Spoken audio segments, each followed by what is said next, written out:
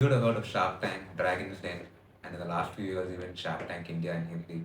Unlike these shows, we have a new show with a fresh new approach. That is Startup Singam. Can you imagine the show has a 100% funding rate on TV? Well, for the first episode, that is. But anyway, these guys are finding new ways to keep the show very engaging, even though they have a 100% success rate. So let me quickly break this down to you. They initially started off with Ariro Toys. Ariro Toys is focusing on a more sustainable way to make toys using wood, which mainly concentrates on cognitive, motor, and social development.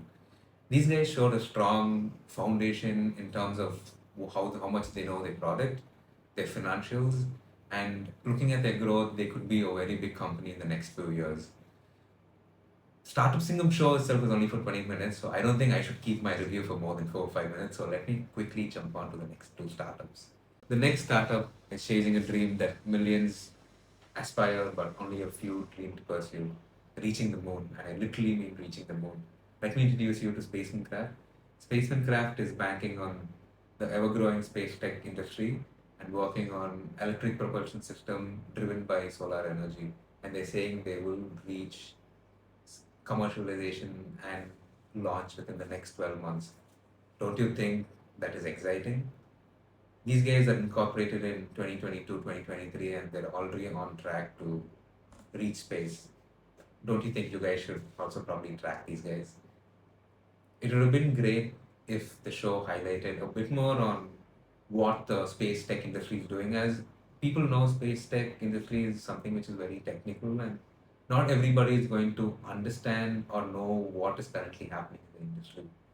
So, and also giving a few insights of what Spaceman is actually trying to fill in the gap in the space tech industry. Yeah, this would have been a much more informative session if a startup Singam can concentrate on these as well. So, moving forward, what do you guys think about space tech, or are you guys more interested in something cooler like robotics? Let me introduce you to Goat Robotics. Goat Robotics is working on robotics automation space. Hailing out of Coimbatore, these guys have built an innovative autonomous mobile robot to help move light to heavy weight goods inside a machinery plant. So while their pitch was very, very exciting and their product demo looked damn cool, don't you think it would have been much more insightful if Startup Singham spoke a little more about what the robotics industry is actually doing currently and how these guys can be a huge potential in the current Indian market? So, just to sum up, did you guys notice all the three startups that pitched today have raised previous rounds? Don't you think it would have been an eye opener for budding entrepreneurs who are trying to raise their first round if they got more insights about how the funds have been utilized and how much these guys raised? Also, more industry context about the particular startup, what pitches would have been more engaging and insightful. And a lot of investors have key investor questions what they ask.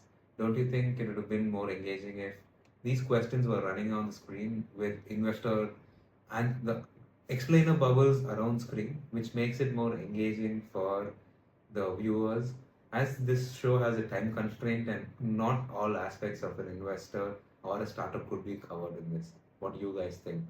Anyway, you guys must have also been thinking why I'm talking about all this. I'm a serial entrepreneur. I run my own investment services firm. We've worked with over 300 plus startups. And parallelly, I also run my family office where we've done over 20 plus startup investments over the decade. I think this gives you a little bit perspective of what I bring to the table. I hope to see you guys next time with a new episode of Startup Cinema.